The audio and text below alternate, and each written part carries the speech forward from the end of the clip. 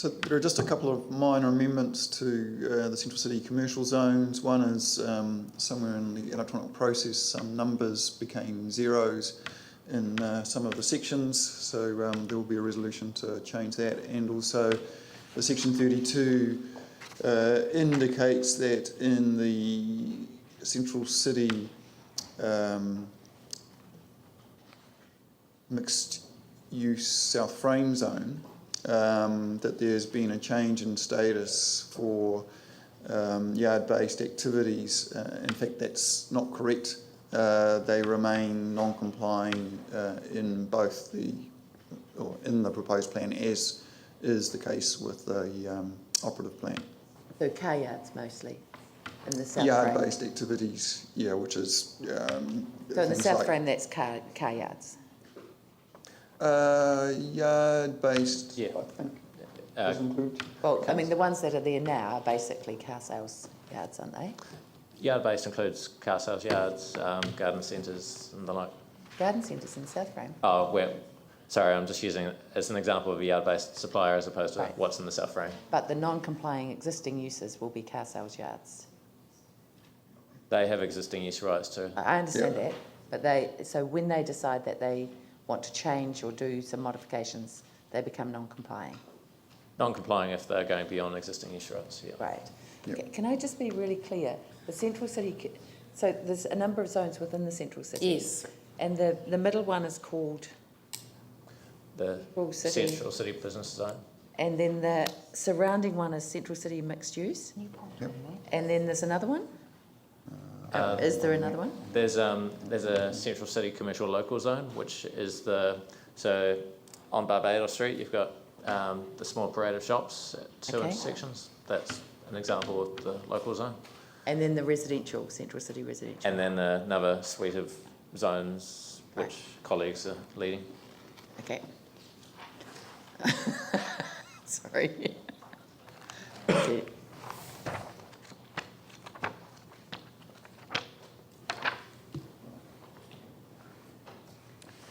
I'll try and find, there's a map of the Central City zones which I'll bring over shortly and show you. It's actually quite complicated because there's not only the zones, there's also some precincts within the zones, so there's actually a series of maps that you have to look at to get the overall picture, such as the retail precinct.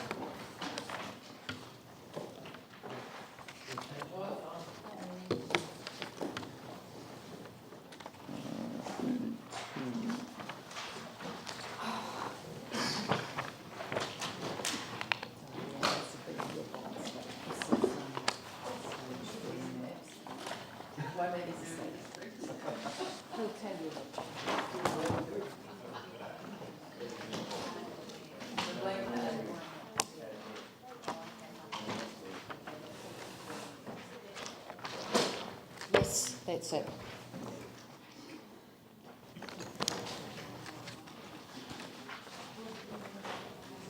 You find it?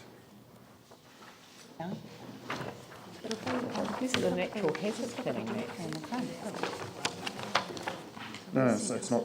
No. You gave it. Have we got the natural hazard ones for a reason, Brigitte? Oh, no. The natural hazards ones are to go with next Friday's. No, that's right. You So- would have all received your stage 3 planning maps in your boxes. Is that what I gave you, Leanne, not the right one?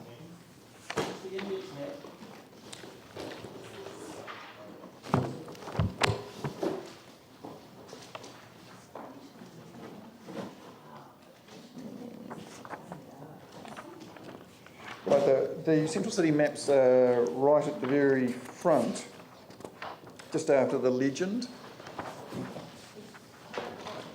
Which particular set of maps are you looking at? Sorry, the Presumably they're not the natural hazard maps. no. So this one, which you've got in your hand, Councillor Buck. So the first picture inside will be the legend, which will be like this. Yeah. Yes, that's it. Council Stage 3. So, as I said, there's actually a number of maps because there's so many things that relate to the Central City that need to be shown visually. The first one's active frontages and veranda and building setback requirements. Yep. Then there's a height one, which is the next. Next one, We height. just flick. Natural hazard. Look, right at the beginning, you open the first page and you've got a legend. It's the next page. So, So the one we want is headed, and that's about, it's 1, 2, it's... No, 3, 4, that's 5. it. The 6th map. It's titled Draft Central City Core Frame Large Format Retail. What page? It's the 6th map. 1, 2, 3, 4. It's got a big 5, brown shape in the middle of it, around the 6. square. Draft Central City Core Frame Large Yep. Format Retail and Health Innovation Retail and South Frame Pedestrian Precincts Map. Yep. Excellent. So that gives you an indication of where those different features are.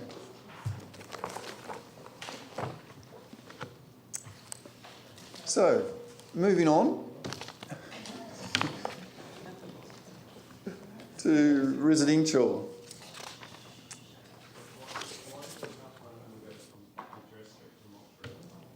The extent of those zones is as per the the Christchurch Central Recovery Plan. So that's why it's defined in that way.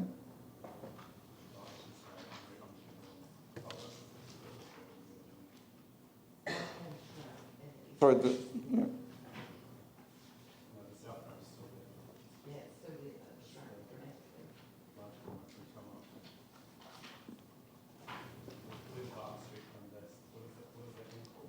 Sorry, which one?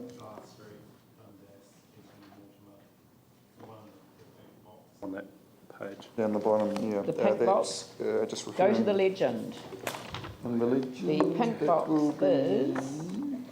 the large format retail.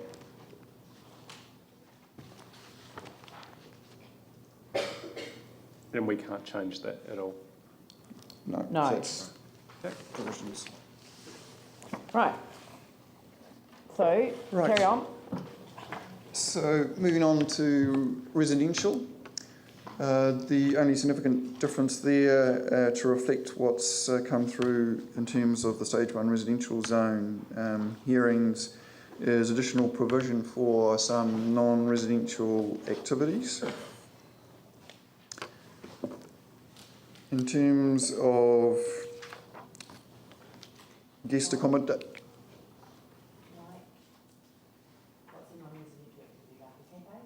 Well, there's examples there like community facilities, community welfare facilities. Community That's correction about it. facilities. Yeah. Emergency service facilities, so fire stations, those sorts of things.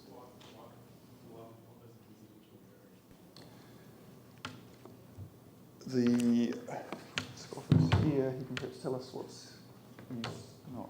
Okay, my understanding Bad luck. is that is what has come through from the hearings of the independent hearing panel, that those activities should be permitted, and that's in terms of Yeah, not- but not why simply- community correction? What's that in there for? because that's one of the activities that has come through from that hearing. But Why? like, they've got a place in Peterborough Street, which is probably close to a residential area, but currently it's not really an issue. If you go out with this, people are going to go through the roof. So they've got existing land in the central city where they've got their facility. Why on earth would they need another facility in a residential area in the central city? Sorry, I don't know what you're talking about in Peterborough Street. The PD centre, the corrections centre that currently I didn't even exists know there. there was one. Yeah, well that's great, isn't it? That's good. That shows that it's working, and there's no need for it to go into a residential area where everyone's going to get really shitty. So I don't know any more details than what I've expressed. Do we can have ask to Scott notify it? Sorry? Do we have to notify it as at community correction facilities as a permitted activity? Because if it's a permitted activity, then you don't you don't get the opportunity to engage with your community. And I've used this so many times, but we put a PD centre in Pages Road in Bexley, where I used to live. The Bexley Residents Association worked with the entire neighbourhood to socialise the issue, to have discussions about how it would be managed. It was the ideal location because it was on a main road. There was nothing around it apart from a service station, and so there was no reason for people to stay there and hang around. If you have it in a residential area, particularly like Stanmore Road, where I remember it was a complete opposite because it was an entirely inappropriate place to put a PD centre, you get a community up in arms, and I used to live in that area at the time as well. So you get two different approaches depending on the nature of where it goes. It shouldn't be a permitted activity in a residential area. It should be, that really should be focused on those main thoroughfares where there's no reason to hang around. So If it's helpful to you, Madam Chair, we're trying to find Scott Blair, who the residential hearing has just finished yesterday. Yeah. And I'm happy to bring him through to discuss how these aspects went through that chapter, through the hearing. Of course, there's no decision released, so there's no... So have we already notified in the residential chapter generally that No. community correction facilities... No, this is what's come through during the hearing and what the panel has indicated. Of course, there is no decision released, and that's why I'm offering, if you like, to bring Scott Blair through, who was at those hearings. Well, this is why I'd like to bring Scott. I wasn't there. Oh, we should put the panel up against the Perhaps we Victoria should Street move neighbourhood on association. while they're finding Scott. Victoria Street neighbourhood, imagine them with... So the next zone is the guest accommodation zone, and this covers the hotel. We'll get further information around those. If we could just wait until Scott arrives and he can tell you what happened, which is what's caused this to be in here. And should you disagree with it, you're within your rights, of course, to change what's being proposed before it goes to the ministers. Right. And just on the residential, can I just check, is there anything in terms of the planning maps where you've rezoned residential into another use? Again, I would defer to Scott. Okay. That would be useful. Scott is the planner who has seen the residential hearings all the way through. All right. So guest accommodation? Yes, this is an example these areas used to be zoned Living 5 and are currently zoned Central City Residential in the operative plan. These are the large hotel sites in the Central City. And the provisions are effectively the same as in the CCRP, just with some simplification. And we've introduced some specific objectives and policies for that zone. Yep. Open space. So these zones are very much like the open space zones that you would have heard about in stage 2. The only exception to that being the Avon River, which is a special zone created through the Christchurch Central Recovery Plan.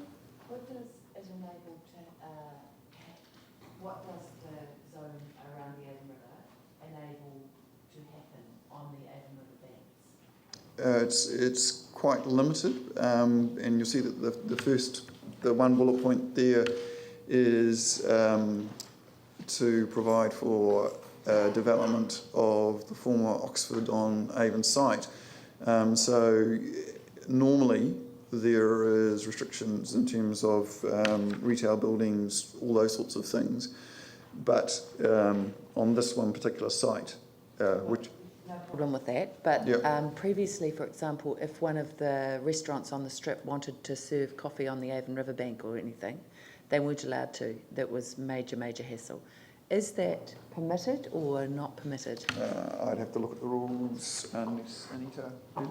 Anita's here, she can tell you what the situation is. The the Avon River precinct is pretty much like the other water and margins zone, which covers the part of the river running through the park. The only difference is because it includes the roads adjacent to the river and the esplanade reserves or parks along the river, as well as Victoria Park, there is an exemption for building setbacks for buildings fronting the roads. That does not mean that the buildings will be put in the... I know what you're saying, I'm just getting to it. So the buildings can be right up to the road, and then you've got the Esplanade Reserve and the river. The use, the commercial, if you like, use, allowing, say, cafes, are limited to existing facilities within the zone itself. The ones adjacent to Avon River precinct can obviously... One, have we unintentionally or intentionally allowed for any building whatsoever on Victoria Square? No. Right, that's fine. And the second I one... mean, buildings are discretionary activities, so that would have to go through a resource consent and be assessed in terms of appropriateness of any development. Right, okay. And the second one, I appreciate that the buildings can't be on the Esplanade Reserve beside the river, but can the commercial activities spill over onto that area? Are you thinking tables and chairs? Tables and chairs, for yeah. example? Well, it's not explicitly permitted for, if you like. But you could request that. You would probably have to. There would be probably two levels of processes or permissions, if you like. One would be to resource consent for that kind of use on the land under the district plan, but the other would be permission from green space to actually permit those sort of uses. That's fine. Yep. Thank you very much. Cool. Yep. So moving on, I'll talk about both this slide and the next one because it's the same issue, both the school zone and tertiary education zone. The only point there is an amendment, and it's simply an amendment to align the terms for minor and collector roads to the actual terms that have been used in the CCRP and that in fact have been used in the transport chapter as well. So does this allow for the new school that's going to be announced next week or for Unlimited, Discovery Unlimited coming back into town? I would imagine that these are zones for existing schools.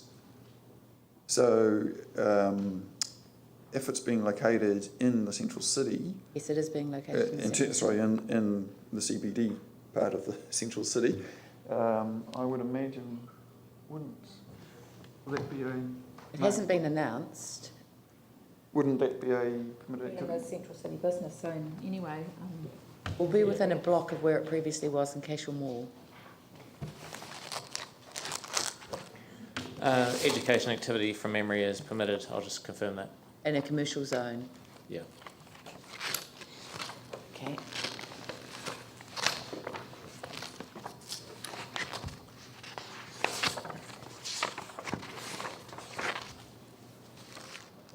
Yes, it is in the central city business zone. 880 sorry. kids would be amazing. Page 4 of the document titled Draft Proposed Chapter 13.1 Central City General and Commercial. So it's allowed, no problems. Right. And it's allowed to open late? Subject to standards, in terms of, I don't recall there being any restrictions on hours of operation. Cool, That's thank your you. question.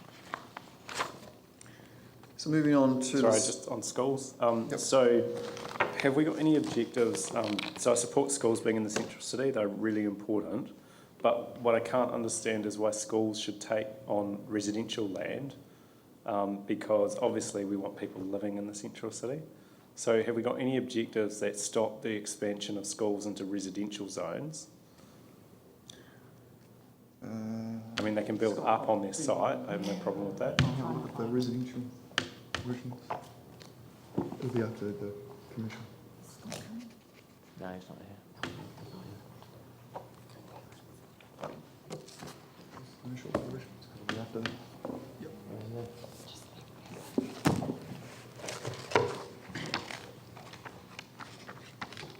The school zone, as Peter's just said, basically covers existing schools, and there are several other miscellaneous educational uses in commercial zones, but the existing schools are essentially not really expanding anyway, so it hasn't been a big issue to date. But there has been, through the residential zone hearings, an issue about the scale of activity for non-residential activity that you can have in a residential zone, and I'm not completely up to date with what the outcome of that is. So what's... You take one of the most attractive places to live in the central city, which is that inner city west area. We know schools are buying up residential properties and trying to get them rezoned into educational.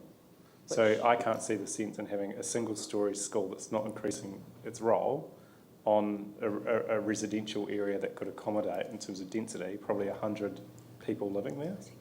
Are you talking Central city or generally? Central city. Yeah. So we want people to live in the central city, and we want higher intensive housing.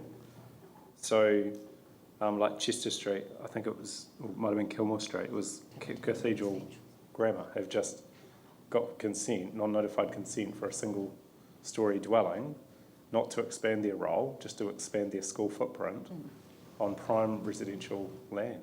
I think that's something that we probably can't do anything about, because obviously the private schools in particular, not necessarily central city, but anywhere, have been expanding over time in the last decade or so. I understand that, but from a policy objective of wanting people to live in the central city, reducing the capacity of that central city in terms of residential to enable actually something that has no positive net benefit. You're not getting more children in town. You're just simply getting land that's got valuable use from an RMA point of view being swallowed up with an inefficient use of land. So perhaps to help answer that question, the only permitted education activities in the central city residential zone are small scale. They have to occupy less than 200 square metres of building area. They are limited to minor arterials and collector roads. They're limited hours of operation. They're quite restricted in terms of what's allowed as a permitted activity. So for probably the sort of situation that you're talking about, you're looking at a situation where they would require a resource consent. So that then... A non-notified resource consent for an activity, where that, like, I don't want to make it easy for them to get consent, which is currently the case. There's no traffic assessment. They say things like the role won't expand, so they don't need a traffic assessment, and yet traffic in that area is really dangerous. They can need a traffic assessment in certain circumstances. Yeah, where so I think it needs to be a high bar, a high threshold for them. If that's what they want to do, we have to make it, a high threshold, so it should include notification. Stan, Yanni's saying they don't need a traffic consent. Staff are saying they do need a traffic consent. And so, can we clarify this so we know what we're talking about? I'm not the transport expert, but I believe the threshold for education activities is if you've got more than 150. We have a traffic assessment. Perhaps to just clarify the question about notification, non-compliance with those standards that I mentioned before is not limited in any way in terms of notification. It's a restricted discretionary activity, or in some cases it's actually a full discretionary activity. If the education activity is for more than 200 square metres, it's a full discretionary activity. They buy the residential area and they say, we're only going to do a small development. We're not going to increase the role. We're only going to do, because they can get around the consenting notification or traffic assessment requirements by saying, we're just going to do this. So they acquire the property, they get the consent, they get it rezoned or permitted for educational, and it's the most inefficient use of land, and it doesn't go through the process. So I just want to learn from this so that it doesn't happen again, because I think that's the value in doing the district plan review. Is there a particular area or school that you're Cathedral referring Grammar, to? Kilmore Street. Cathedral Grammar. Right. Kilmore Street. So, okay, well, look, We'll look at that. could you get a quick report on what Absolutely. happened with that one? Yeah. And if we could use that as an example so Yes. that there isn't the potential for these existing schools to expand their footprint in this manner? I think that's the learning that Yes. Yanni's trying to raise Can we here. come back to you on that, please? Yep. Just in general, though, I might make the comment that bringing more people into the central city does mean that there is likely to be a need for schools in the city. Even with the earthquakes and people moving out of the city, for example, the effect has been that it's been very difficult If you looked for at private the schools role in the of city. Cathedral Grammar, you will find that most of the parents and most of the children do not live in the central city. No, but they work in the city and they drop their children off. This has been Yes, some I of the understand impact. that, but you're saying that it's the increased living in the central city that will require the schools. So, No, exactly. That's one. yeah, I'm just adding some information Yes, here I to know. the picture, is that it's not just people that live there, it's people who work in the city there are like to be able to bring their certain people schools can take advantage of the position that they're in, in. And that's we'll one of look them. at that Cathedral Grammar and Yeah. bring it back to you. They're all private schools. Huh? Yeah. But further to that, though, there hasn't been a huge focus push for inner city living, as there is going to be in the next 5-10 years. So Yeah. this is in fact preparing for the future, and whether it's independent school or state schooling, we are going to need more schools in the inner city to support families and other people living in the city that we want here. Yeah, Yeah, that's great. true. Which is why the Discovery School. Well, yeah, but free ones because the choice for private education is such a limited market. Yeah. So people Right. can afford So it. moving Carry on to the Moving cemetery on zone. to cemeteries, the dead zone, right.